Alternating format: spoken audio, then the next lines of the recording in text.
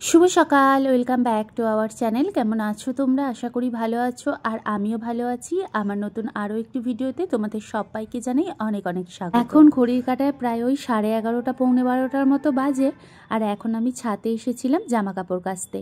আসলে আজকে সকাল থেকে বাড়িতে অনেক কাজকর্ম ছিল, তাই ভিডিওর ক্যামেরা অন করতে পারিনি। তো সেই জন্য এখন থেকে আমি আমার ভিডিওটা শুরু করি। এদিকে একটু ফোন দেখতে দেখতে জামা কাপড়গুলো কিন্তু আমি ভিজোতে দিচ্ছি। আসলে আমাদের ডেইলি লাইফেতে এখন ফোনটা সব থেকে বেশি কিন্তু জরুরি হয়ে গেছে। এখন মানুষ ফোন ছাড়া একটুকু চলতেই পারে না। আর আগের জীবনে যখন ফোন ছিল তখন ল্যান্ডলাইন ছিল, কারো যদি প্রয়োজন পড়তো বা কিছু পড়তো তাহলে সেই একটা ফোনেতেই ফোন করতো, আর আমরা দৌড়ে দৌড়ে গিয়ে ফোনে কথা বলতাম।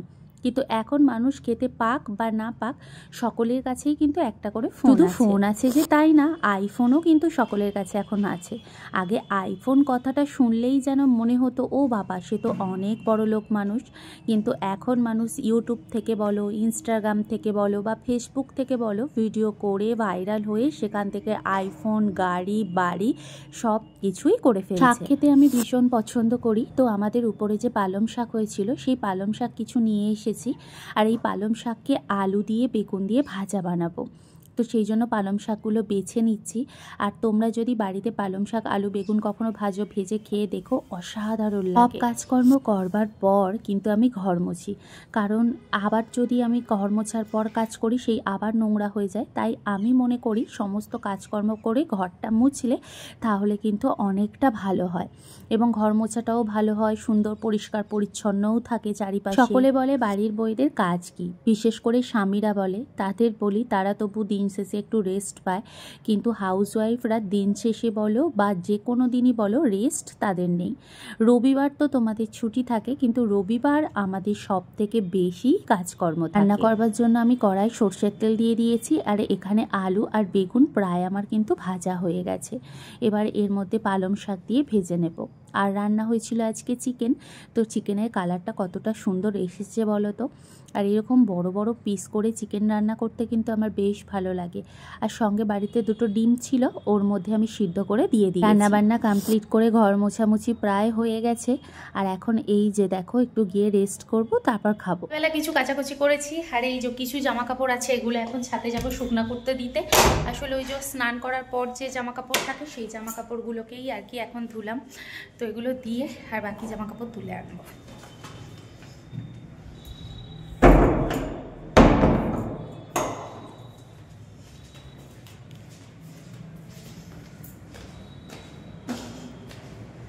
সামনেই বর আসছে, মনে আনন্দর সাথে সাথে ঘরের কাজকর্মও কিন্তু তাড়াতাড়ি হয়ে যাচ্ছে। আর এখানে দেখো খাবার নিয়ে বসেছি, ব্রাউন রাইস, চিকেন, আর সঙ্গে রয়েছে পালং শাক ভাজা। আর সত্যি কথা বলতে কি, মনের ভিতর কিন্তু আলাদা একটা ফিলিংস হচ্ছে। সন্ধ্যা তো এখন ঘড়ির কাঁটায় ওই 7:30টার মতো বাজে, আর এই যে এই মাত্র জাস্ট চা খেলাম, আর এখনই একটু মুড়ি খেয়ে নেবো, কারণ প্রচণ্ড পরিমাণে না আমার ঘুম পাচ্ছে, এত ঘুম আসছে। তো ঘুমের চোটে আমি একটু দাঁড়াতে পারছি না, তাই খুব ইচ্ছে করছে একটু শসা কুচিয়ে, একটু সুন্দরভাবে পেঁয়াজ কুচিয়ে, আর চিকেন আছে, চিকেন দিয়ে একটুখানি আমি খাবো হচ্ছে মুড়ি। তো চলো এখন মাখামাখির ব্যবস্থা করি, এই যে শসা করে মাখামাখি করে তারপর তোমাদেরকে দেখাবো। এখন রাতে ডিনার নিয়ে বসে পড়েছি, আর এই যে সব কিছুই ছিল, সব কিছু দিয়ে ডিনার করব। আর তোমাদের দাদাভাই আসছে, তাই আমার ভীষণ লজ্জাও করছে, কারণ অনেক দিন পর দেখবো, তো তাই হয়তো। দাও এইমাত্র জাস্ট কমপ্লিট করলাম, আর এখন যাবো শুতে। আর এই যে দেখো এখনও কিন্তু আমার বিছানা কমপ্লিট করা হয়নি, তো এখন বিছানা কমপ্লিট করব। আর ওইদিকে মশারি আছে, মশারি লাগাবো। এবার মশারি কেন লাগাই জানো? মশার জন্য কিন্তু মশারি লাগাই না, মশারিটা লাগাই যাতে ঠান্ডা কম ভেতরে আসে সেই জন্য। কারণ দেখো এখন তো গরম ঠান্ডা দুটো মিশিয়েই আর কি রয়েছে। আর যেহেতু কদিন আগে প্রচণ্ড শরীর খারাপ হয়েছিল, শরীর খারাপ থেকে উঠেছি, তাই নিজেকে একটুখানি আর কি সাবধানে থাকতে হবে, তো সেই জন্যই।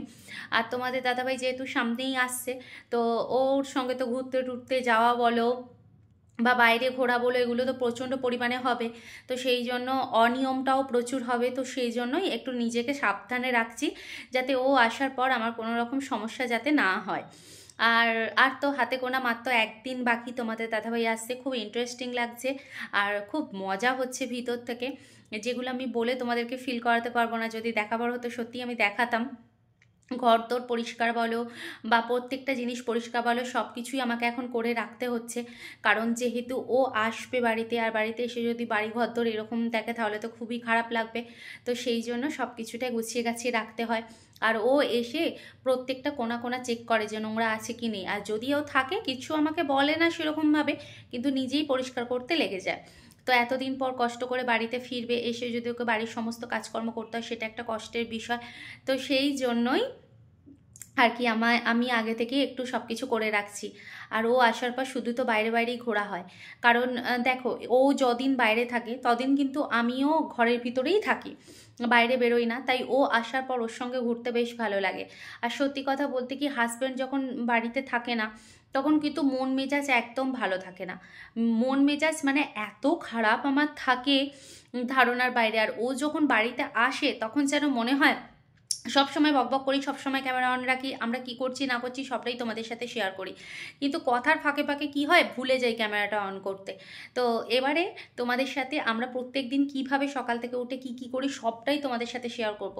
আশা করি তোমাদের ভালো লাগবে। আর তোমরা অনেকেই বলো আমি আর দাদাভাই, তোমাদের দাদাভাই যখন একসঙ্গে থাকি তখন তোমাদের সেই ভিডিওগুলো দেখতে খুব ভালো লাগে।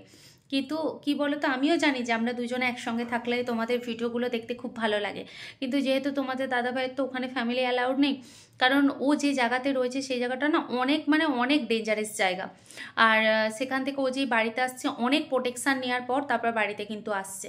তো সেই জন্য সেখানে ফ্যামিলি তো অ্যালাউড থাকে না। তবে খুব তাড়াতাড়ি অন্য জায়গায় পোস্টিং পড়ছে। যদি অন্য জায়গায় খুব তাড়াতাড়ি পোস্টিং পড়ে আর সেখানে যদি ফ্যামিলি রাখার অ্যালাউ থাকে তো অবশ্যই ও আমাকে নিয়ে যাবে। আর সেখানে ওর সঙ্গে তখন থাকতে পারবো, খুব আনন্দও লাগবে। কারণ একসঙ্গে জীবনটা কাটানো না কতটা যে সুখের সেটা একমাত্র মানে যারা একসঙ্গে রয়েছে তারাই বুঝতে পারে। দেখো, দূরে যতই আমরা থাকি আমরা তো ফোনে সব কথা শেয়ার করতে পারি না, কিন্তু কাছে থাকলে কি হয়, সারাদিনের সমস্ত কথাটা শেয়ার করা যায়। তো কিছু অপূর্ণতা থেকে যায়, কিছু পূর্ণতা হয়ে যায়। তো এইভাবেই এখন জীবন কাটছে। আর এই যৌবনতার বয়সেতে যদি এইভাবে একাকিত্বে জীবন কাটে কতটা কষ্টের সেটা তো বুঝতে পারছো। তো যাই হোক বন্ধুরা, আজকের ভিডিওটা এতটুকু। কেমন লাগলো অবশ্যই জানিও। আর হ্যাঁ, অনেক মানুষ আছে যারা কিন্তু আমাদের এই সম্পর্কগুলো বা আমাদের এই কষ্টগুলো কিন্তু অনেকেই বোঝে না। তবে আবার অনেকেই বোঝে। যারা বোঝে তারা তো খুব ভালো করেই জানে কতটা কষ্টের জীবনযাপন আমরা করি। সবসময় হাসি খুশি থাকতে হয়।